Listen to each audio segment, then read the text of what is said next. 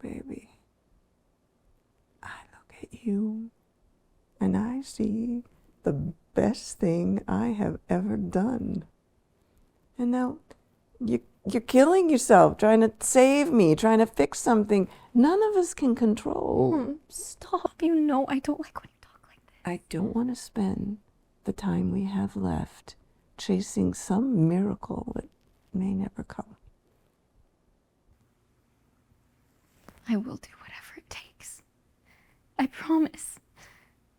Welcome in, DBS fans, horror fans, actors, writers, and anyone who is trying to make a movie. We have a special treat with you today because we are going to be working with Deb LeClair.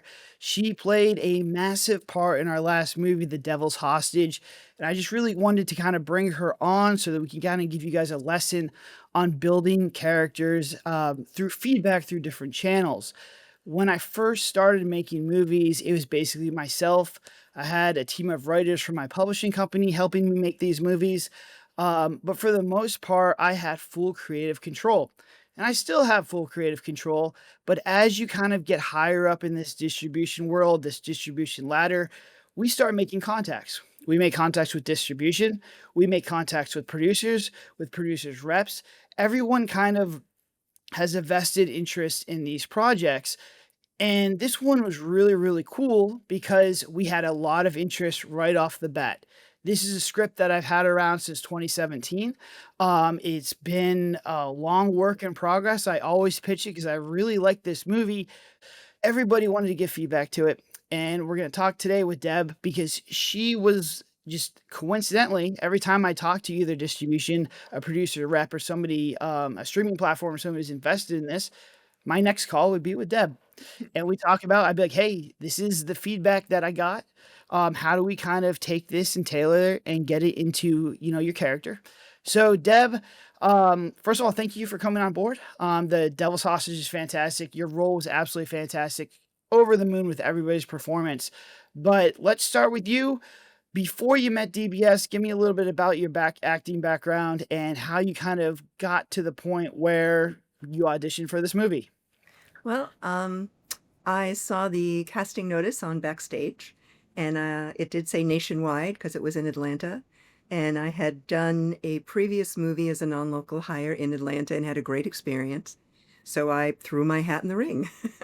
And the more I learned about the project, after, the callback was really a meeting about the project. I got very excited about it, and I was so glad to be invited into the DBS family. So, what is your background on acting? How did you start? Did you always want to be an actress? How did you become, the amazing Deb that you are now? This is actually my chapter 2, and I'm having a lot of fun. My chapter 1, I actually have a master's degree in engineering, and I was a systems analyst in healthcare for many, many, many years. And I was trying to think of what would be my next step when I was ready to walk away from that. And I put my name in. I set up a free profile on Boston Casting to see what being an extra would be like in a film. And I just fell in love with it. I loved everything about it. I loved meeting the people. I loved being on set. I was fascinated by the blocking, the lighting, how you could turn night into day, consistency, angles, all of it. And I would just come home so charged and so jazzed. It's like, okay, this is what I want to do. So I came very late to the game, which shows that there's room for everybody. You do not have to be a teen, tween, or young adult to be in this industry.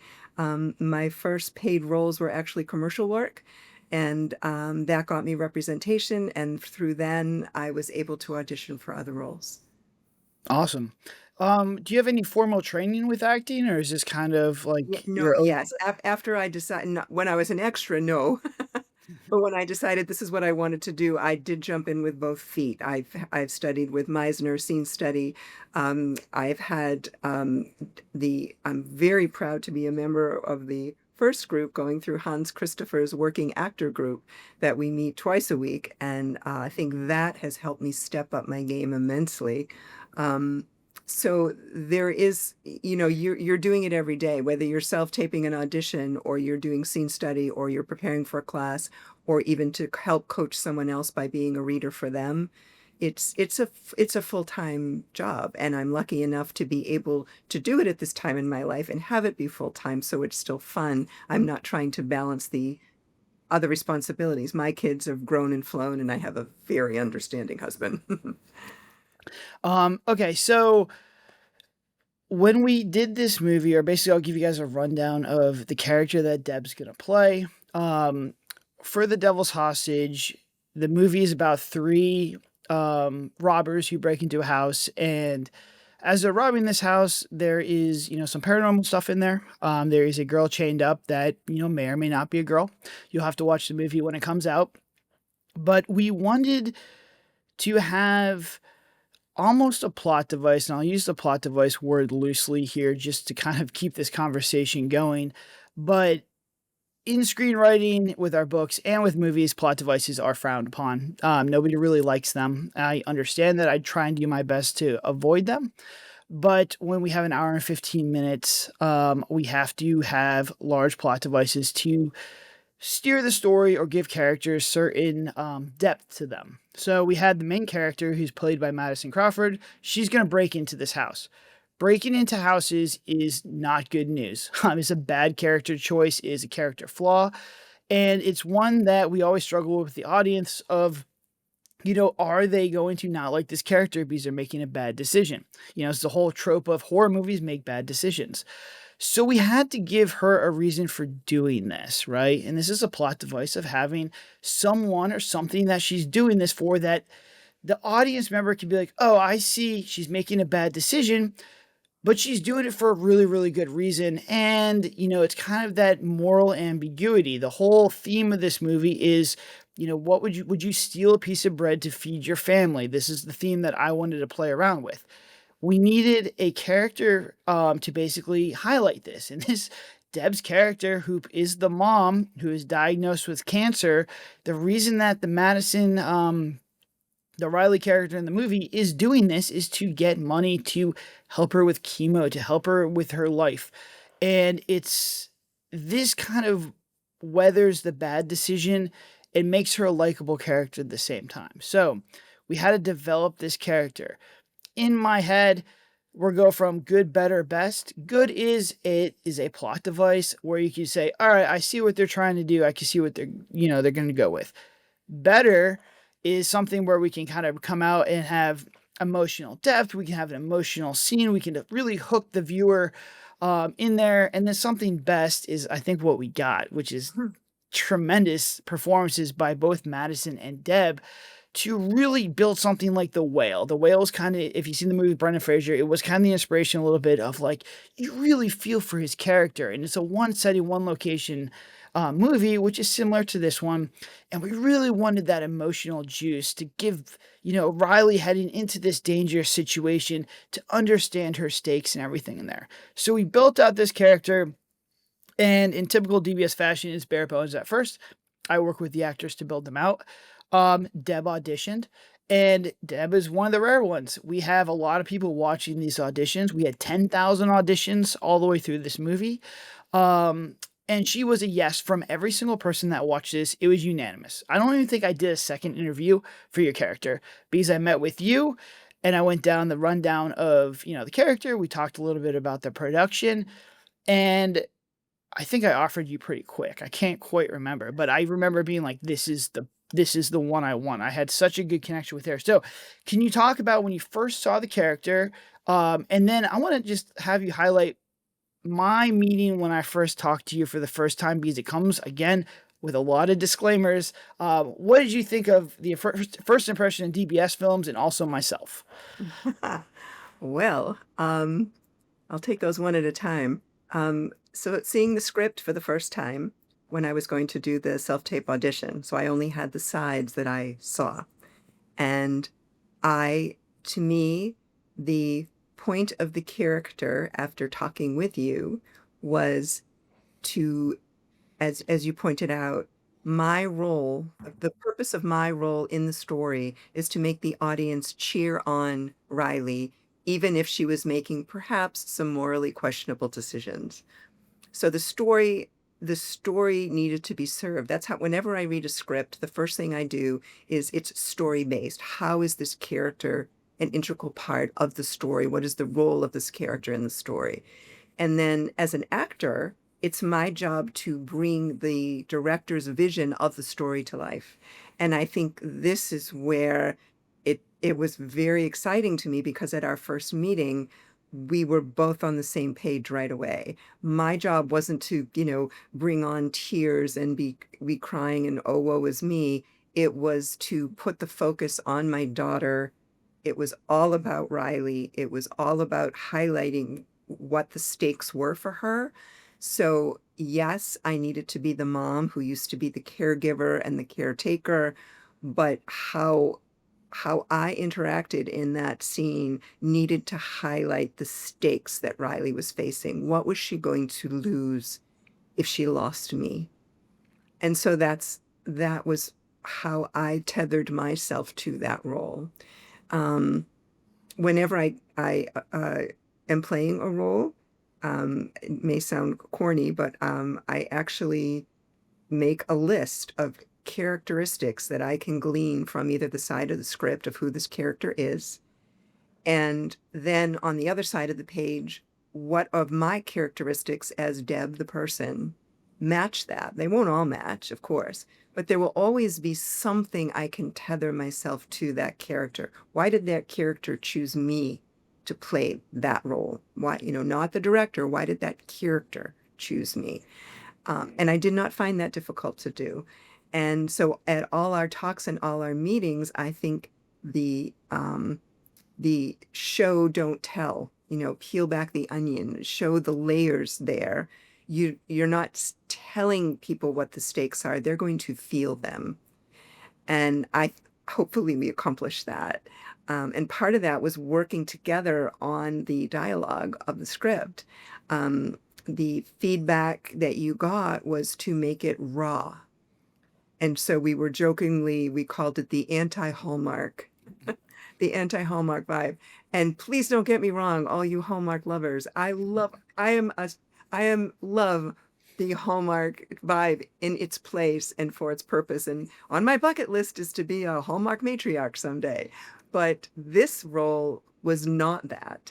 And I think from the how the script started to how it ended up and the actual dialogue that was used, went through that process of bringing out what it was that was raw and the real emotion of it, and how to highlight it, but not tell it, but show it.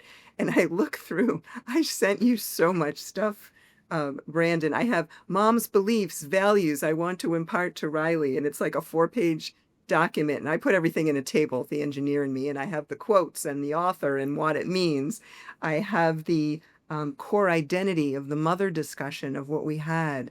Who was she? What's her story? What are her layers? And how does that affect the relationship with Riley? I also have mom's goals and what the suggested dialogue could be to bring out that part of the relationship that we wanted to highlight with me and Riley. So it was a process. I mean, I started printing out some of these notes, and it's like, okay, I don't need to print all this out. I'm not going to read it but it was fun to review it, because it's been a while. Taping has been over, but it was a real collaboration. I felt like I had input into it, but I just gave you a deluge of dialogue that you were then able to filter and condense and get to the core essence of what needed to be said in not a very long scene, and get that emotion across without it being too cheesy. It needed that raw vibe, and hopefully we achieved it. No, you definitely achieved it. I mean, I was over the moon with this. Again, like, it started out, as a plot device. And I think what Deb just said now is very important is, it's the layers of the onion, and she understood the objective. And it's my job to be clear of like what I need from this. And we needed the stakes. You heard Deb talk about the stakes, because this amplifies the stakes so much. And we even added like another thing in there where the main character went to jail before. So basically, if she goes to jail again, her mom dies alone, which is super tragic and heartbreaking. So if she gets caught, it's over, for their relationship. And those were the stakes we wanted to highlight. So when you see her, walking up and going into that house, you're like, oh my goodness, like the mom, the relationship's at the stake. The mom, doesn't really know about her being a criminal, which is also really kind of cool how we kind of built that. But Deb did such a good job of layering the onion with everything. And she also brought up another really good point, which is what I try and do with actors is have them take pieces of them and put them into the character, whether or not that's dialogue or things that she can draw from her own life, from her own inspiration, because it makes it a little bit more realistic. Again, I'm trying to write a character that I have not a lot of, experience, life experience with. So I do have a mother who raised me, as a single mother. So we kind of drew some inspiration from that. But for the most part, I let Deb just go and give me a ton of information, and it was absolutely fantastic. Honestly, engineers with her notes and everything was like the best, because I get all these emails with it, and I would just basically allow me to pick and choose what I wanted. And with each pass of the script, the character got deeper and deeper and deeper. And I mean, honestly, I give Deb all the credit for making this going from just something generic to something that is a really, really good scene. Because I'm going to tell you why we had a lot of hesitation, I personally had anxiety on the scene is I haven't done a drama scene. We've made some movies that are a little bit drama-y. I've done some stuff in the past, but nothing like this. This was a very hardcore drama movie in the beginning of the movie. And you guys have heard me talk about like how crucial pacing is and making sure the audience jumps right into it because we get paid by ads on most of our stuff. If the watcher turns the movie off, we don't get paid, and then we're pretty much done. So it's how do we have this really good hook, which turned out absolutely fantastic, shows what the movie is, sets up everything, and it's got a pop scare, we got blood, we got guts in there, and then we have this huge, almost like slow down emotional moment in the movie. Is that going to throw off, the horror watchers? And Deb did such a good job. So I want to talk a little bit about the dialogue from when you first got the script to where we kind of ended up, because the feedback on the original versions, again, was what Deb said. It was hallmarky. It was, I think, a little bit shallow because it's my own writing. It wasn't anything. Deb hasn't got her working on it yet. But what we ended up with was something really, really, really rich and deep. So Deb, talk about how you kind of looked at that dialogue, because she was sending me a whole bunch of stuff. I know Winnie the Pooh was kind of inspiration, for a while. I don't think it got in the movie, but, just having, like, quotes and stuff, anything she was sending me this stuff, I would kinda add that stuff in there, but how are you kinda doing this, and where are these ideas coming from? So I, from our discussions, I started before I even thought about lines of dialogue. I thought about what are the beliefs and values I want to impart to Riley, and that's where we deviated from kind of the hallmark moment, and we made it very real. As a mother, I want her to be okay. I want her to stand on her own 2 feet. I want to be sure she can deal with reality. I want to know that whatever time we have left, I want to enjoy her, not have her working to the bone and leave her with a mountain of debt trying to pay medical bills.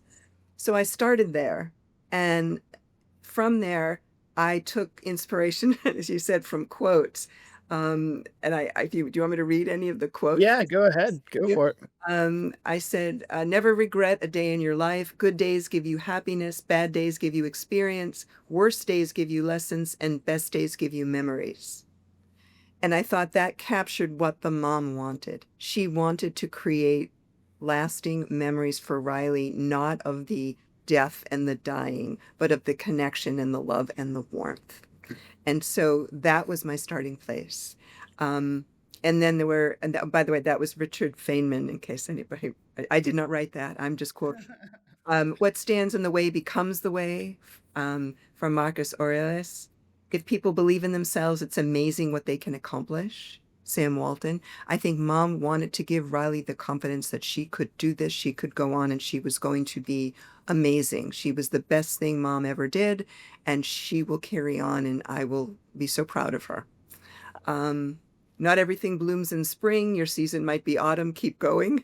And I think that was a testament to how hard she was working to try and spin her wheels, but it was beyond her control. And this is the Winnie the Pooh quote that you liked. If ever there is a tomorrow when we're not together, there is something you must always remember. You're braver than you believe, stronger than you seem, and smarter than you think. But the most important thing is even if we're apart, I'll always be with you. And that's paraphrased from A. A. Milne. And I think we did a good job of incorporating those ideals and values into the script. And that's all you. And then I have, I'm like I don't even know how many pages. That was 4 pages in a table because, of course, I think in tables. And then separate from that, free range, just blotting out dialogue, 2 page single space of ways in mom's voice she could express those values. And then you did an amazing job of picking and choosing and organizing that so it made it flow so that again we weren't we weren't telling, we were showing. Yeah. And And I so mean, like, honestly, what you did there is like almost like we created a mood board. And this is the first time I really did that with like quotes and everything, but it worked really well because I mean, that Winnie the Pooh is exactly what we're trying to say in this thing. And now we couldn't use it, word for word or anything, but that's just the mood of what we're trying to go through. I do want to talk a little bit about the character shift from the mom because I know we had when it first started, it was the mom was scared of dying. We wanted to show the stakes. Your character was a little bit more fearful. I think there's a little bit more emotional. And then you kind of had the idea to kind of shift it when you're like, I think this Madison should be the one that, or the Riley character is the one that gets emotional. And man, that is probably one of the best decisions of this whole movie because that scene is so fantastic. But can you go over your thought process and how we made that switch or how you kind of pitched that idea and how we kind of pivoted a little bit more? Because I definitely know in the original stuff, it was the mom that was emotional. She's showing fear because, again, I'm a horror writer, not a drama writer. I will get to be a drama writer at some point. It just takes a little bit of time. it's I think Deb gave me the confidence to explore this a little bit more. But I come from a place of how do you do horror movies? I'm eliciting fear and big emotions and anger. And like that is what horror is. It's big emotions. Where this was more the subtlety. yeah. And it really was really, really cool on how it worked out. And I think that that decision, your decision to do that, allowed Madison to give a really, really good performance and really get into it because it just made sense. Everything made sense up into there. So let's talk a little bit about when you first had the character, your character's a little bit more fearful, afraid of death, showing fear versus the one that we ended up in the movie shows a little bit more strength and, purpose. So I thought it was better served the story that I had accepted my death, and I didn't want my daughter to have the burden of just watching me die, and going into debt and being so stressed and always working, and I wanted to shift that to I've accepted my death. I need my daughter to face reality. I've always been the caretaker. She doesn't need to caretake me. She needs to be sure she's okay on her own. And I think I am her safe place to land in the world. And I think it would be hard to do that from a place of fear. I needed to be her safe space. That was part of the stakes of why she so desperately wanted me there. Yes, I'm her mother. Yes, I love her. But in a big, scary world, it was her and I. And without me, she would be alone. So my job wasn't to show fear or to show sadness or vulnerability. It was to be strong so that we could enjoy whatever time we have left. And I would know she could handle whatever came her way. And I think that's the shift, as you described, that really made the stakes and the whole story. I think it served the story. Again, I always comment from reading a script, what is the purpose of this character in the story? And that to me was the purpose. Yeah, and it worked out so well. And I mean, looking back on it now, when you make a movie, there's so many small little changes that have such a big impact on the overall story. And I'm just like, wow, if we never made that decision, that scene would have been completely different. And I don't think it would have been as good. Honestly, I think that what we have now is just so fantastic because what it really did was create contrast. And I always say when I have characters in a movie, the contrast, the underlying, fundamentals of a really cool scene is characters that are trying different goals that are just kind of mismatching. And it just creates this artificial tension. It works really well in horror, but also that's pretty much the essence of drama. And what it did, and I didn't even realize it until, we really started to get into it, was her character wants, Madison to sit there, or Riley's character to sit there and cherish time with her. And Riley's character, Madison's character, basically wants to solve this with money and is willing to risk her time to do this. And the mom just wants time together. And that to me was just a really cool subtext to the scene. And I think that the dialogue brings out the emotion, brings it out. How we kind of blocked everything brings it out. It really, really worked well to get these characters to create a really engaging scene. So my next question for you was the feedback we were getting from distribution and from producers, reps, and people who are working on this was this is Hallmarky. And I understand what Hallmarky means. They don't want it to be cheesy. They don't want it to be over the top. Now, people are reading this stuff and I have phone calls with them and I'm trying my best to explain this. They don't see that I'm going to light this like a horror movie. This is going to be we have like one light. Everything's going to be low light. It's going to be beautiful, but in a horror way. It's not going to be fun. For the first part of this movie, she comes back in the epilogue and that's all fun and bright lights and everything. And it looks a little bit more Hallmarky, but after you've seen all the death and destruction from the movie, it's kind of a fun little thing towards the end. But this was a very somber stuff, but I can't be like, this is how I'm going to light it. This is how I'm going to shoot it. They don't know that yet. They're only looking at the dialogue.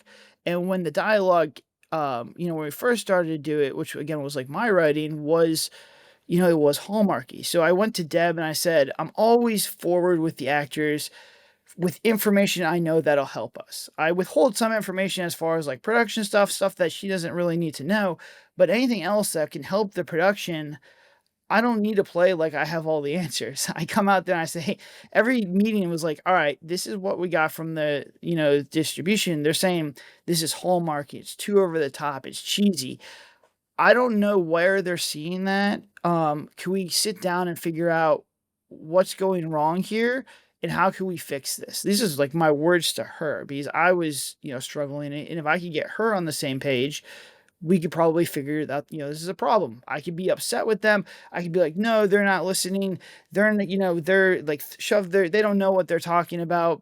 But that's never a good thing, especially with these people, because they have more experience than you. And after seeing, some of the feedback on The Last Cabin, which, took off, they knew that movie was going to take off. The minute they saw it, they're like, this is going to blow up. And it did. And so I'm now listening full force to what they're telling me to make sure this is there. So, Deb, if you can go back and remember when we were doing these conversations, what was your thought when I was like, hey, how do we not make this Hallmarky? How can we basically keep this emotional edge to it without it being like a little bit too over the top? Yeah, and it is a fine line. And as someone who is very familiar with Hallmark, um, uh, and I think the word that they kept using for you was raw. It needed to be more raw. And so we were jokingly say raw, anti-Hallmark. Okay, how can we do this? And I think it had to be very grounded. The words that the mother spoke couldn't be flowery. They couldn't be, not some speech that was prepared. It needed to be, I am with my daughter and I need her to be okay. It's not fair. I know it's not fair. You know it's not fair. We need a plan B. And plan B became the grounding that we needed to move the scene forward. And the plan B was, I've accepted it. You need to accept it. It's hard. It stinks, but we need it. and how far does the mom push or not push.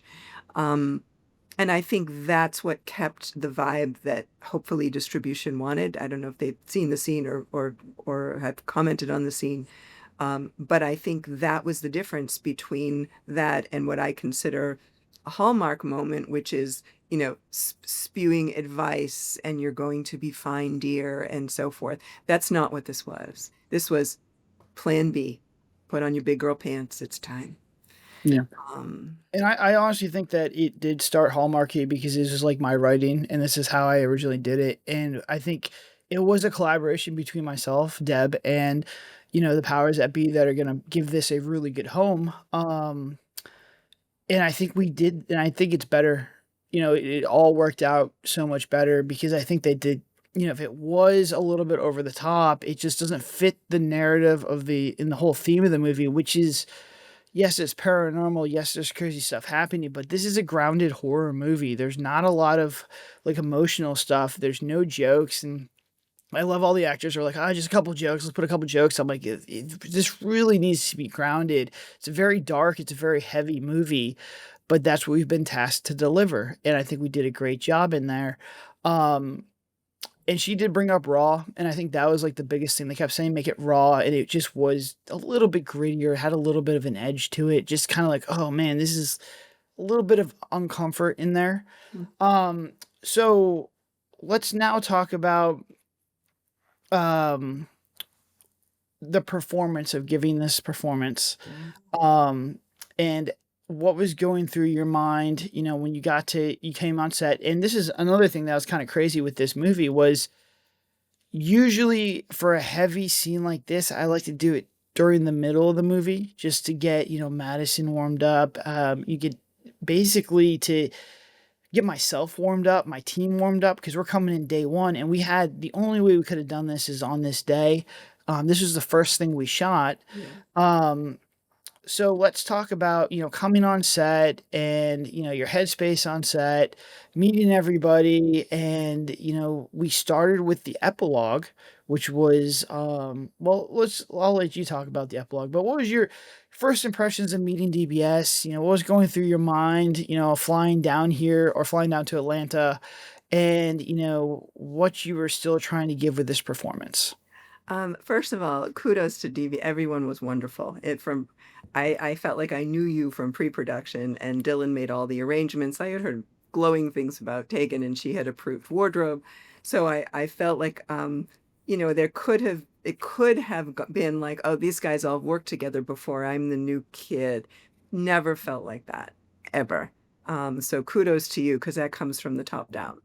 Um, and I loved working with everybody. My only regret was I only had one day to get her. It was Yeah. run, done, get her done. It was indie.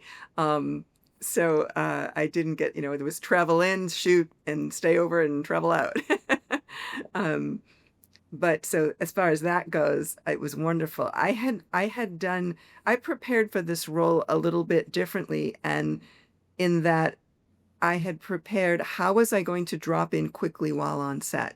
This wasn't because there was no build up in this scene. You dropped in right from the beginning in this the first. I'm talking about the heavier scene, and so what I had done is I had prepared a playlist. So, song music gets me there pretty quickly. It will elicit a memory. I also brought with me a personal item. Um, Coincidentally, while I was preparing for this role to come to set, I found a letter on my computer um, written at a point in time where I was a caregiver to someone who was terminally ill. And it was someone very close to me. And it was entitled The Letter That Can't Be Sent. And it was all my thoughts as the caregiver of what I wanted to talk about with this person, but she wasn't ready to hear. We were on a very different page. So I could never send the letter, but it brought me right back to that point in time of someone who is dying and someone who doesn't want them to, or in this case, she was fighting it tooth and nail, and I wanted to enjoy the time she had left. So in essence, although the terminally ill person wasn't me, that dynamic, I had lived it before. So it brought me right back to that place in time. And so I had asked, and to your credit, that you, I don't know if it was you or Dylan had asked, is there anything you need on set that we can help you with? And I said, I would just want a 2-minute warning, because you're setting up, you're lighting, everybody's busy, I get it, and you never know when it's like, okay, now be here, here's your mark. And I said, if you could just give me 2 minutes so that I can drop in, so that then I can truly pay attention to what you're telling me, but as I'm already there. Because if you tell that to me first before I'm there, it's not going to come out. I'll just still be swirling. And so to their credit, yep, okay, 5 minute more. I think give me 5 minute warning. And I just kind of went in that little hall of Andrew's apartment and faced the wall so that I wasn't bothering anybody. I had AirPods in, I was listening to a song, I was reading the letter, I was there. And then I don't know if you remember, but another point on set, because I met Madison on set, and like there needed to be, and an amazing shout out to Madison, the actress who played Riley. And I just said, as part of us making that connection, I said, would you be okay if I hugged you? Not as part of the scene. This was just, I don't know if you remember, we were by the couch, Mhm. and just to, she could feel me breathing. I was already in that emotional place of almost saying goodbye to my daughter, and she felt it.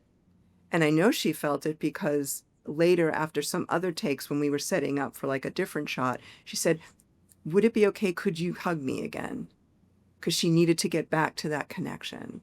So we had that mother-daughter chemistry, that bond right from the get-go. We made sure we dropped into that before any dialogue of that scene was spoken.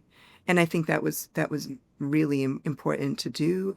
And you can't do that, with just everyone. Part of it is the preparation that was done. Yes, we had run lines, we did the mechanics of it before we got the 5-minute warning. We ran lines, we had gotten, somewhat of the blocking and that kind of thing of the first part of it. But the connection needed to be there right from the first shot of that scene. And I think we did a good job of that. And that's to your credit of somebody from the crew saying, is there anything you need? Um, behind the scenes, oopsie, if you want a blooper, I'm not used to having earpods in ears. And the whole first camera setup scene, I had AirPods in my ears. Yep, she did have the AirPods in there, and I did see them, but the first couple takes are for them to get comfortable, for me to see how they're gonna move, so it didn't really matter, it wasn't a Yeah. big deal. I do think it's funny, that they were in there, but I do wanna kinda highlight what she just said because it's very important. I didn't have a lot of pre-production time with just Madison and Deb via Zoom. I think maybe we had maybe 1 or 2 meetings. It wasn't a lot just because we have a lot of stuff to go through, and always scheduling people to do like the 2-on-ones or myself with the 2 actors is always hard because everyone's got all these schedules. And I love having actors that are working because it means, they're evolving, they're getting better, and this schedule was crazy to just meet with people for pre-production. Everyone was doing so much, which is a good problem to have. But I was a little bit concerned with, you guys had such a high emotional scene, and we don't have the luxury of a Hollywood production where you guys would probably go and meet for 2 weeks or an extended period of time to, get the feelings and get to where it needs to go with, your characters. But you guys kinda did that when we first got there, and I saw that pretty quickly, and that shows to, your expertise and Madison's expertise that you're able to do that because if in the back of my head, my plan B for that was if it wasn't working off right away, we would go and film some other things, or we would just have you guys, like, go and get a coffee or try and do something to just get you out of that room for a little bit and just to try and, relax and bond a little bit more, because we had a lot of B-roll, and if you remember, we started with, like, B-roll of cooking stuff and just the apartment, and we did a whole scene with Madison, but immediately when you guys went there and we're starting to talk and go through all this stuff, I was like, "Okay, they're fine. Like, we can just go through all this stuff and get it done," and that's what happened, but it was something, if you are a director, that you need to be aware of, that, there is limited pre-production, and all of our pre-production is via Zoom, and Zoom is a computer monitor. It is not the same as seeing somebody, as she said, hugging somebody, and, they're able to get into that mood, and you could feel it's something you could feel. Everyone on set kind of felt it, and I was like, "We're good to go." Especially when you guys do, like, the first rehearsals, like the one where you had your ear pods in there, and I'm like, "This is really, really, really good." We're in a good spot because that's, like, us just warming up. The takes that we use in this movie, the takes that we're gonna use in the clip are the later ones, because they're just the most raw, the most vulnerable. They were just the best ones.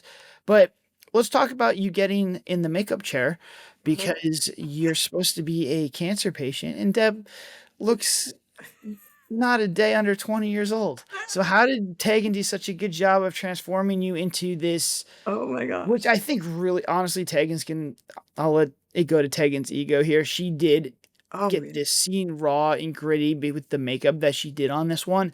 So talk a little bit about, how it is to be in the makeup chair and then seeing yourself for the first time with that makeup on. Right. So we had my hair all pulled back like in a netting, and I had a scarf wrapped around, and so she could, she had free range here. And so when you're in the makeup chair, I had seen myself with the headscarf in the mirror, but I still looked like me. I had taken off all my makeup from the earlier, the scene in the kitchen, the cooking, the B-roll scenes when I was healthy, so that you could see the difference. And so I had no idea what I would look like. And so when she was done, there was in Andrew's apartment, there was that big living room mirror, dining room mirror. And I looked in the mirror and I said, "Oh my gosh." And the first thought that went through my mind is, I got to tell my kids before this goes on social media, they're going to think their mother's dying here because she did such a great job. Um, uh, so yeah, it was alarming, the difference, and I think you'll see it in the movie because you'll see when I'm very ill, and then you'll see a lot of B-roll when I was healthy, and so you can see the difference in how much she did, and it didn't look fake, which was like the scary part. It looked real. Um, so yeah, No, she did a great scared job. myself. Yeah, and I trust Tegan, and when I'm like, "Are you sure you got this?" She's like, "Yeah," and it really does add to that scene, and it just looked really realistic, and I thought it was just really well done on everyone's part. So now we're kind of getting into this scene. Madison has the tears coming out. You're giving your performance. Kind of walk me through that, because I'm trying to remember. I don't think I had very many notes at all. And just me as a director, I don't give a lot of notes. All this stuff is solved in pre-production. My motto is always, I want to do so much pre-production that if I don't show up on set, that Deb and Madison could direct themselves and get a good performance, and they really did. There wasn't a lot of notes in there, or at least I can't remember being much. I was at that point a spectator, because I'm like, when I see something, we've made 20 movies now. When I see something really, really cool going on, I'm like, oh, this is awesome. Like, let me just sit back and, view this movie, because I never get to watch my movies fully because I have to edit them and do all this stuff, but I can watch the little moments. So kind of walk me through what was happening, how you were working with Madison, and if you were doing, because you did have different variations. There's slight variation twists in there, which is great. Because again, before I turn it over to her, is I don't really like actors to say the same thing 4 times in a row, because I don't have it doesn't really help me, because I can edit that if it's all the same takes. We need to kind of change things a little bit, or just try different ways to do it. I know towards the end you were a little bit more firmer with her in some, and then that we softened them up just a little bit, just because I don't know which ones are going to work. But talk me through the headspace of, as you're working with Madison, and how you're kind of doing these different variations, and how you're kind of feeling in that moment. So first of all, Madison was an amazing scene partner. I mean, I can't imagine doing this scene with anybody else. Um, and and I give credit in that, you gave us the initial block. We knew the framing. We knew enough of where our boundaries were to keep it in frame. But other than that, we were pretty much free. So like I said, well, I'm pretty tall. Could I have her cuddle into me? So you could see her face, but I'm holding her, like as a mother does. And that worked in the framing. So that was great. So other than just key blocking points that we needed to help you cut between, so you won't curse me in editing. You really gave us free range, and we did try different, not tones, but different levels of how firm, how firm I needed to be to get her on the same page. And you gave us the freedom of enough takes to do that, but still stay within the boundaries that you'll be able to pick and choose the reactions that you want. So, kudos to you as a director for giving us that opportunity to do that. Not like, okay, we're doing a point of view here, we're doing a point of view here, and then, say it. I got to be able to cut, so say it exactly this, right? We didn't have to deal with any of that, which allowed us to really stay in it. And the whole time I was in it, it's like, okay, don't cry, right? Because my job is not to cry. My job is to make her cry, right? And so people who know me in real life, I do not have a poker face. So acting has served me very well. You can always tell exactly what I'm thinking. And I'm a crier. So it was all I could do to, the emotion was there, but it needed to be tamped down to stay firm as the mom. I needed her to accept this, and me crying would serve nobody. And I think that plays really well in your character because I could see it in the body language. Like just by looking at your character, you can see that you're just really trying to stay strong, and it creates a body language like contrast, which again, we'll go back to that word of like you need to be strong for her, but you are like a little bit scared and vulnerable and quote unquote raw in that moment. And it looks like if you can take a look at a scene and the actors aren't saying anything, or if you watch it on silent, which I'll do in all our cuts of our movies, I turn the dialogue off, I'll mute the dialogue and just see the actors, how they're portraying it with just their body language. And you did such a really good job of, I think there's just so much more you wanted to say and do and just be emotional, but you couldn't because you needed to be there for her in that specific moment. And it just creates a really cool scene. And again, when you have something like that, if you capture it on set, because it is rare for us, not we don't have a lot of these scenes that are just like, whoa, this is like really crazy. We had one in Horror in the Forest with Jim Nelson, with the ritual scene, where's one I was like, I'm just letting this roll. And I mean, you and Madison gave me a ton of stuff to work with. The footage is absolutely fantastic. So, I mean, it set the tone of the movie and it kind of gave everyone an understanding of what the grittiness and the grounded reality and the grounded horror, well, I call it grounded horror. They call it elevated horror. Is basically what we were looking for, but it kind of set the tone for the whole movie. So was there anything else you kind of want to highlight or any stories that you wanted to bring up for just that scene before we go into the epilogue, which we started with first, which is also pretty much Deb's idea, and we did some cool stuff with that. But anything else on the heavy emotional stuff that you wanted to kind of bring up or touch on? It was a great opportunity for me um, to be able to play that kind of a role in that way. And it was I have not had that vibe of a role. I've been more either commercial Deb or more not hallmarky, but more not as gritty, I guess I would say. Or I've had comedic roles. So all very different. So for me, it was a real treat, and I loved it. It's like, oh, I want to do more. Yeah, I mean, honestly, I never thought I would do drama, and this was a very drama scene, and I really enjoyed it. I had a great time, to the point now where I am like looking back because we have some thriller scripts. I have a ton of stuff. We just have a ton of scripts in production, or not in production, but like out there in the world. Mhm. Um, and I was like taking a look at, we kind of don't really have a lot of drama stuff just because it's a little bit harder for us to shoot. The acting has to be top notch. But now I'm like, all right, like this is something we could take a stab at because I really enjoyed that scene.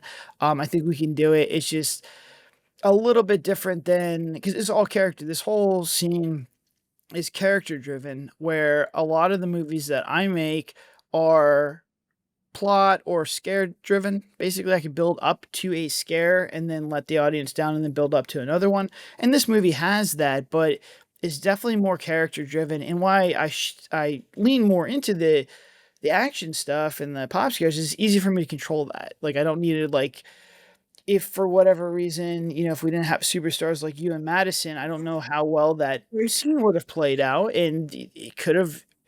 It was in the beginning of the movie, and people are looking for a horror movie. Everything's gonna from the title, from the poster to the trailer is gonna scream horror, and then immediately we're giving them this pretty long. I think it's gonna be like 6 minute scene of just heaviness and just.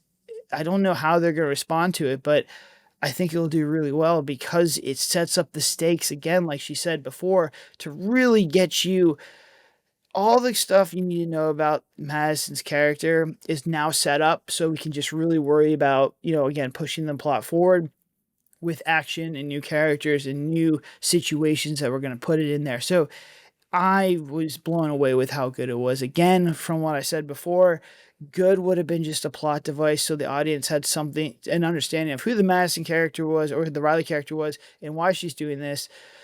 Better would have been just some kind of emotional grounded if we can get like Madison to cry or just really kind of show something really cool. And best is like what we got, which is just this really gritty, raw, emotional beat. And I think the pre-production that you did and all the notes and all the feedback that you sent me really kind of got us there. So let's hop into epilogue, which is another thing that I credit you with because I'm not gonna tell you how, but the mom is cured of cancer, and we really wanted again.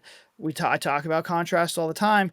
She had this crazy makeup on, she looked really, really sick, and then we cut to the epilogue, and she's moving, she's fast. Everything is the complete opposite of what we had before. So, talk a little bit about how we kind of got there, because I kept throwing the epilogue under the rug. I was just like, I'll figure this out. I'll figure this out. I'm more focused on this movie. The epilogue, I think at the end of our conversation was basically like, okay, we'll figure out when we get there. But you did start to flesh it out a little bit. So kind of go into your headspace for the epilogue and, the contrast that you wanted to kind of decide and how you kind of, because I don't know, you came up with the cooking, I believe. That was like Yeah. we had like lasagna or pasta or something, and it worked fantastic. So kind of talk us through how you kind of built that out. So yeah, so I think again, caretaker mom. What would a mom do to be caretaker to an adult daughter? Cooking, right? Cooking. And so that rather than, cleaning, I think originally we were going to be cleaning up a messy kitchen or something. And I thought, Mhm.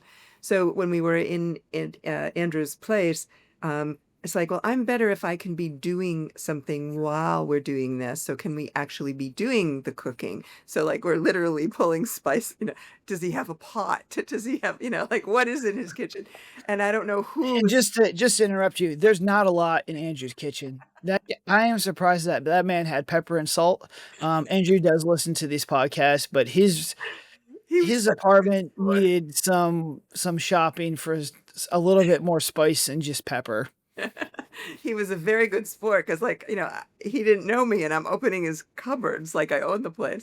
Um, and then whoever found the frozen green, was it Brussels sprouts Yeah. that were on the pan? And so, engineering me consistency. I'm like your consistency queen. So everything had to be on the tray just as it was, in the oven, out of the whatever it was. And so every time we cut, like we had to make sure. And then there was one time, the biggest blooper for me was we went, okay, go back to one really quickly.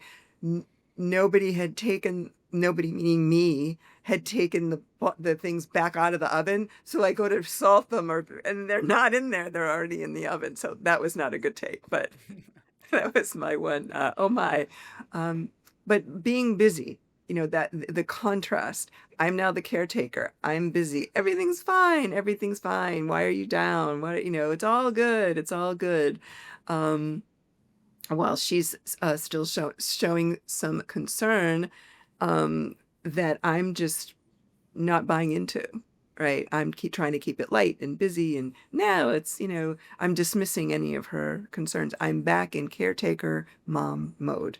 And I think, I mean, I don't know how it was lit because you're the master, but just the colors were different. I was in a brighter color shirt. I was obviously just having the makeup, not having the special effects makeup on. My hair was back, how it is.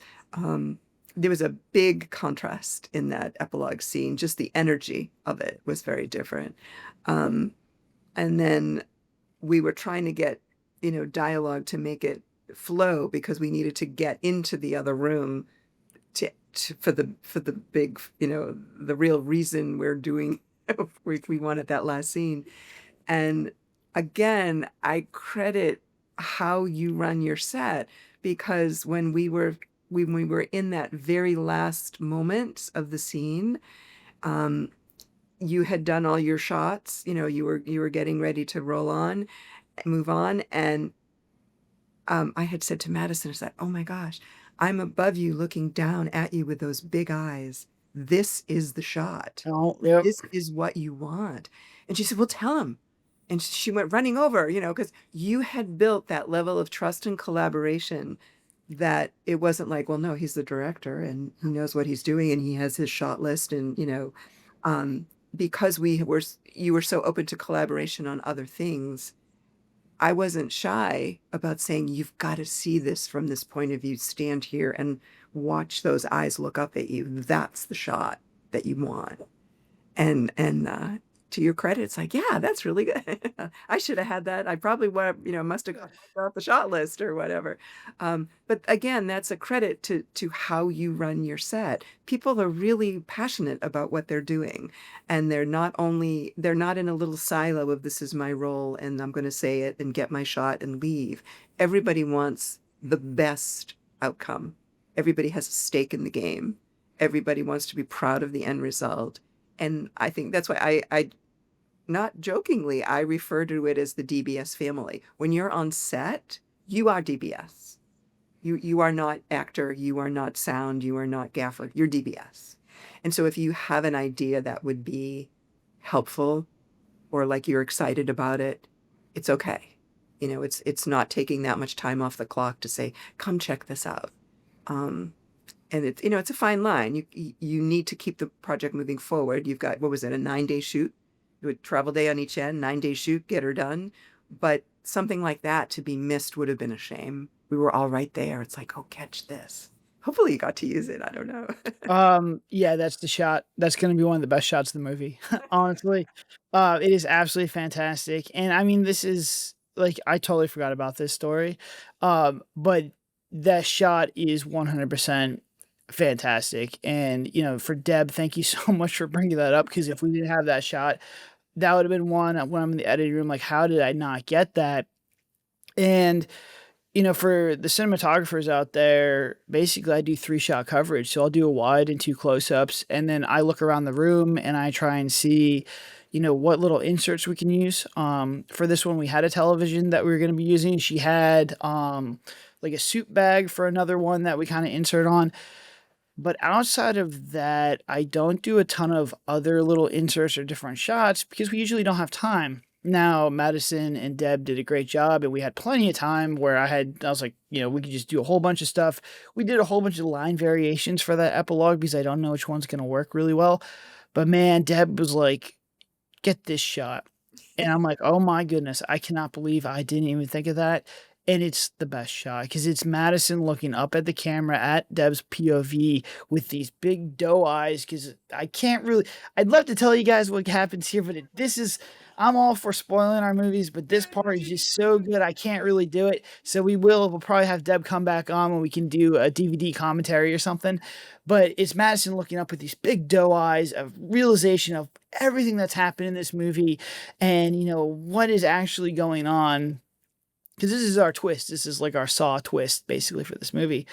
And it's just a fantastic shot. And I thank you so much because, man, I would have been crying if I didn't have that shot. But I mean, we do try and get collaboration with our sets. I am only one person. I have to direct and I have to film the movie. I rely heavy on Dylan and Tegan, who do a really good job. But I give everybody a voice because if I didn't, we wouldn't have this shot. And now that being said, I tell people I act like a sponge.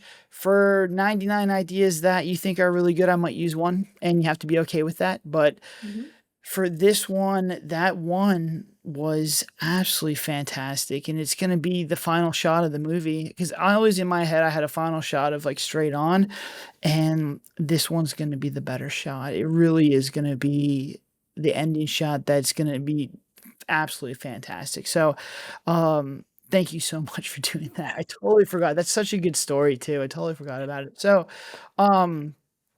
I mean, we did a great job, and I just want to also highlight that Deb was absolutely fantastic on set. Everyone was really sad to see her go because you finished your scene, and then I think we shot a little bit that night. I'm not really sure how much we did, but she was hanging out. We do a wrap meeting, and we did it really late, and she was still up for that. And just an overall joy to be around because it's the people I want to work with are really nice to my team, are really nice. We get excited to have them back. You'll see a lot of the actors. We use the same actors over and over again because I don't need to really worry about them. And, Deb was the new actor on this one. Madison was a new actor, and Pete were the new actors on this movie. The rest were people we've worked with before. And you don't know who you're going to get, some people just don't fit our vibe, and there could be some issues. But you came in and were just absolute joy to work with. So was there anything else you wanted to talk to before we kind of talk into another project that you might be working with DBS about? No, but I thank you for all the kind words, and it is a credit. Like I said, it comes from the top down. The vibe that you have on your set that people can do their best work, that's because you allow them to do it. And I don't take that lightly. It's like you were giving me a lift back to the airport the next day, to catch a flight, and you were saying, yeah, like we do, would you be interested in another project? It's like, yeah. um, so I have to book out. I'm repped, so I have to book out like on the calendar, so like I'm like travel day, shoot day, whatever, and so. I said, yeah, another project in Atlanta. You were my second Atlanta project. And so she's going, like what's going on down in Atlanta? You're booking more lately down there than you are up here. So yeah, it's fun. And I feel like I've been initiated and I'm now a member of the DBS family. And I'm very, very proud of that. I get a DBS shirt or something Oh yeah, I have a shirt for you. I got you a shirt. But I mean, that brings us to the next topic. I like to work with the same people over and over again. And we had the opportunity to make a movie very quickly. And this is Deb's second time working with us. So we can talk a little bit about this project. We got about 5 minutes here before we kind of wrap this up because it is a little bit different. But now it's the second time working with DBS, and you know how I operate. I know how you operate, and I think there's a lot more trust between us. So Deb didn't have to wait another year. She didn't have to wait 2 years to wait for DBS. She waited all of 3 weeks. So you want to talk a little bit about the project you have now with us that we're going to be filming in, I think, 2 weeks. Yeah. And maybe the similarities to what you did before and the differences. And this one is a mockumentary. So for you guys who don't know, this is a fake documentary. So we're making a true crime documentary, but it is not true. It is fake, which is my first time doing this. I don't have a lot of experience with that, but once again, I am honest to everybody. I have no ego. I have nothing to hide. If I don't know the answer, I will seek out other people for guidance. And my thing was, hey, Deb, you want to be in a movie that I've never made before, and let's see what happens. So, talk a little bit about the movie we got coming out, or you're about to do in a couple weeks. Yeah, no, it was very exciting. First of all, I was thrilled to be considered for it. Um, and the pre-production for this one is very different in that we did talk story, and I needed to know, like the timeline and the story and so forth. The role of my character in the story was very easy for me to glean. The tethering that I do, of this, why would Rachel's mom choose me to be this character? Um, it flowed very easily. So that part was not a heavy lift. What was the heavy lift was trying to make sure, if I can back up a minute, you sent the script and you said, don't worry about all the dialogue. It'll be fine. Can you shoot it next week? And logistically, I couldn't anyway. But then when I saw the dialogue, pages and pages of like monologue, and I'm going, oh, thank gosh, I can't do it next week. And then I thought, oh, well, he won't be able to wait, till the schedule opens up. And this is such a lovely opportunity. And you said, no, it's fine. We'll just shoot you last instead of. But yeah, it was literally like, can you be in Atlanta next week? I mean, I'll tell you what, we do that a lot. Well, this one was unique. I don't recommend shooting. We shot 2 movies in 6 weeks, basically. I don't recommend that, but we had the opportunity, things kind of lined up, and just my general philosophy on life and through working in businesses and doing stuff like this, when something like this comes up, I have 2 options. I could just push it off and be like, no, it's too aggressive. Our timelines aren't there. I need more time. Or I could just get the thing done. And I always get the thing done because I could always fix it. I trust myself now. I trust my actors. Did I want to shoot this thing right off of Devil's Hostage, which was the craziest movie I've ever done in my life? No. But I'll tell you what, we did it and it worked out really well. And I knew Deb was going to be like immediately one of the people that were going to work on this. I didn't think of anyone when I wrote that character. I had you in mind. And I'm like, I will do whatever it takes. We're on your schedule. And, I am flying up to Boston to go shoot this thing for Deb because she is such a superstar. But I think that's something just for filmmakers that I kind of want to highlight is that if I didn't do this now and rush it and, get the rep done and get the thing done, this movie might never have been made. I literally could have pushed this off to January, and we are lining up another movie in January. We're lining up in November. I don't think this movie would have been made. And yes, I did have extra anxiety for this. It was a new project. It was, crazy, but we took the shot. Everyone, was able to do it. And once you take that first step of starting to create something and really get the train moving, the rest I could figure out. And like how to get up to Deb or how to get Deb down to me is an easy problem. The hardest problem is finding somebody who knows how to do this role, who's going to bring the emotional beat. Because that's the one thing I really want to highlight before we go is in Devil's Hostage, that movie, she was the rock for the main character. She was the one who is trying to portray confidence and inspire. And this one's going to be a little bit more different where it comes from the primal fear of losing a child. So the roles are just a little bit reversed, which is kind of interesting. So you want to talk a little bit about how you're kind of breaking down this script, this character versus what you did in the last one. Right. So the last one, my job was to be strong and not show emotion so that Riley could, and that the audience would have someone to cheer for. This one is, I am pleading with people, somebody must know something. And so to me, the mom would want to stay composed, but there is always that level of emotion that she is trying to control so she can get her message out. But as anybody human knows, as you tell stories, the emotion comes through. You can't help it. We're human. And although my goal is not to, be a puddle of mess while you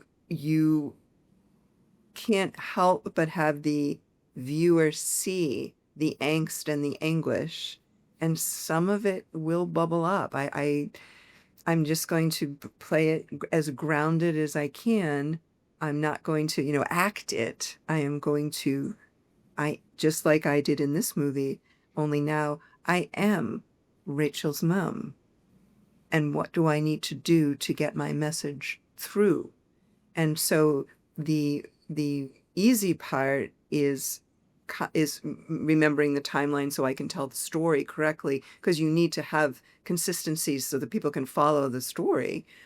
But how those stories are told and how you paint the picture of why you need to find my daughter. She's such a wonderful person. How can you stop looking for her? I don't understand it. I just don't understand how this could happen. And so I need everybody's help to do it. So I'm grounded, I'm sincere, and I think the emotion will come through. I am excited just based off of that. And it's fantastic. And this one's kind of cool because we do a lot of pre-production in DBS. I do weeks and weeks and weeks on pre-production. For this one, I act as almost like the documentary guy myself, and I almost am using this as a deposition. But to me, it's a lot of fun because I don't really want to get too deep into pre-production because in this one there isn't supposed to be acting. It's a mockumentary. We are getting, she's telling a story that we kind of crafted, but it's coming from her own words. So I'm asking her to instead memorize lines to build stories in her mind that she can recollect details that I'm going to ask her. And to me, that's how we did this movie. The one we just completed, and it's really cool. I really enjoyed this, and I think part of it is because when I have to shoot the big DBS movies, I have to play half director and half cinematographer, and I also have to play producer. I have to keep everything going. The whole thing that I'm worried about is just getting the movie done. With this, the camera's on a tripod, I press record, and then I'm in it with you. This is directing. If I had $1 million, $10 million, if I had, David Fincher level kind of actors and stuff, this is what I would be doing. I'd be in there with the moment with you guys to get it out there. And I'm really excited to see how it turns out. The performances so far, and again, I haven't really seen a lot of the movie, have been really, really good. So I'm really excited because if the actors I've had were good so far, then Deb is gonna just bring the house down, and he probably again, you will be one of the most important, if not the most important person in this movie, and I'm just really excited to work with you again. I'm really excited to kind of, build this story with you again because again, it's really kinda cool. And that's 2 and 3 months, 2 feature films. That's pretty crazy. So, Deb, do you have any other final words or anything you wanna kinda highlight? You did a great job bringing up stories and everything, but, uh, closing thoughts on the production, on DBS, on any advice. Let's give some advice to some actors out there. What would you give for, a little bit of advice? I would say I am living proof you don't have to be a certain age, size, gender to follow what you want to do. There are roles for everyone. Um, you do you don't just show up. There's a lot of preparation. There's a lot of in film it's pre-production. If it's even in the commercial world, anything, you need to know what it is that you want to communicate for that story. And to me, it's all about story. It's all about story. When I break down a script, it's about story. When I'm thinking of how I want to connect in the relationships of the script, it's the story. And to me, it's the actor's job to bring the director's vision to life for that story. And how you do that is it doesn't just happen. There's a lot of work to it, as well as the craft side of, if you're an actor, don't take a class, take different styles of classes. I found Meisner incredibly helpful for staying in the present moment, but script analysis and scene study is what I need in order to even audition to be in the film in the first place. So it's not a one size fits all. Know yourself, trust yourself, and hopefully meet wonderful people like DBS along the way. I mean, I couldn't have said it better myself. I think the one thing I just kind of want to give advice to fellow actors out there is Deb's level of pre-production and getting her thoughts on paper and giving them to me. Um, I think a lot of actors kind of have these thoughts and have these ideas, but to be able to communicate them, they have a little bit of difficulty. And that's also where I pride myself on is communication. Is just my goal as a director, anybody who's being a director, is to take the vision that you have in your head and communicate it to the actors as quickly as possible. The sooner you guys can be on the same page, you can kind of get into, what me and Deb talked about as far as like breaking down the onion and breaking down the stakes. But you can't get there if she doesn't know what I'm talking about. But on the actor side of stuff, all she was just sending me quotes, and we were kind of creating this digital mood board on what it was, and I think that really helped. And no matter what it was, she would just put it down there. She had lines that I could take a look at and be like, oh, this one's a little bit off, but I really like this one, and I put it in the movie.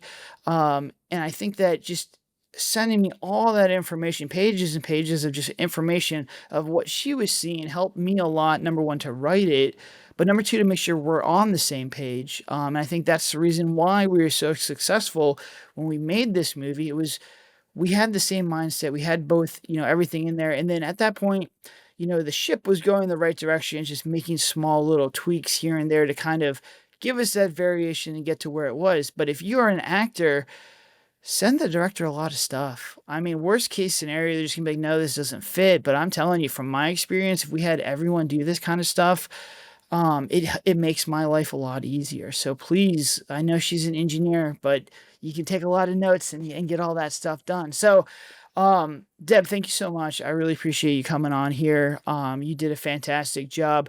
The beginning of the show, we'll have that clip of both Madison and Deb, so you can see what we're going to talk about. It turned out absolutely fantastic. The movie is great. I'm going to leave Deb's contact information or email address that she feels comfortable if you guys want to try and book her.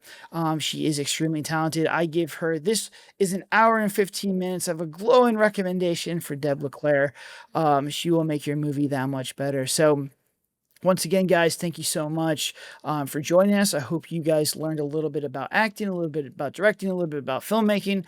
The Last Cabin, which is our movie out right now, please go watch it. It has a Tubi deal on September 12th for free that we are really excited about. Tubi has done a very, very good job with this one. I'm really excited for that one. But go check out our stuff. Watch it, leave a review. It means the world to us. The cast and crew work really, really hard on this. You can see Deb's pre-production that she just did on this movie.